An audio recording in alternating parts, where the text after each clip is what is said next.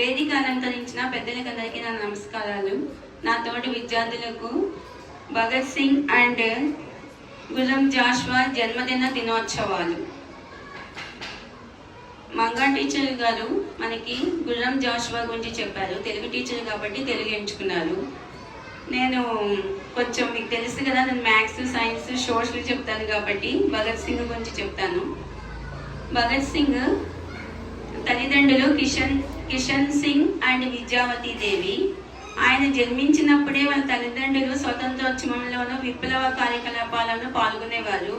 ఆయన పుట్టినప్పుడే వాళ్ళని జైలు నుంచి విడుదల చేసినట్టు తెలిసింది కాబట్టి ఆయనకి భగత్ సింగ్ అని పేరు పెట్టి అల్లారు ముద్దుగా పెంచుకున్నారు.